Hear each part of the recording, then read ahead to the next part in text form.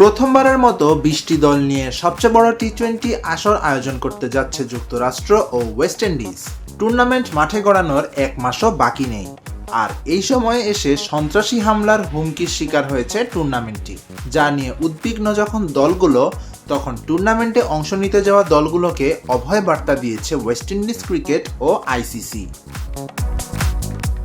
সম্প্রতি টি-20 বিশ্বকাপে সন্ত্রাসী হামলার হুমকি নিয়ে ত্রিনিদাদের ডেইলি এক্সপ্রেসের এক প্রতিবেদনে বলা হয়েছে, প্রো ইসলামিক স্টেট সামাজিক যোগাযোগ মাধ্যমে বিভিন্ন ধরনের ভিডিও প্রকাশ করছে।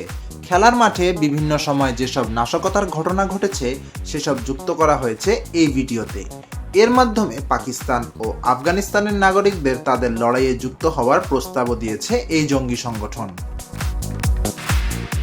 আর এই সন্ত্রাসী হামলার হুমকির তথ্য গোয়েন্দারা পেয়েছে pro Islamic state Afghanistan Pakistan শাখা আইএস খোরাসান থেকে প্রকাশিত এক ভিডিও বার্তায়, যা নিয়ে উদ্বিগ্ন হয়ে পড়ছিল টুর্নামেন্টে অংশ নিতে যাওয়া দলগুলো। সেই উদ্বেগ দূর করতে এরই মধ্যে বিবৃতি দিয়েছে ক্রিকেট ওয়েস্ট ইন্ডিজ, যেখানে বলা হয়েছে, আমরা সমস্ত স্টেক হোল্ডারদের আশ্বস্ত করতে চাই যে আইসিসি পুরুষদের টি-20 বিশ্বকাপে সবার নিরাপত্তা আমাদের 1 নম্বর অগ্রাধিকার। বিশ্বকাপ সামনে রেখে একটি ব্যাপক এবং শক্তিশালী নিরাপত্তা পরিকল্পনা রয়েছে আমাদের। সন্ত্রাসী হামলার ব্যাপারে অংশ নেওয়া দলগুলোকেও আশ্বস্ত করেছে আইসিসি, আমরা আয়োজক দেশ এবং শহরগুলোর কর্তৃপক্ষের সাথে ঘনিষ্ঠভাবে কাজ করি।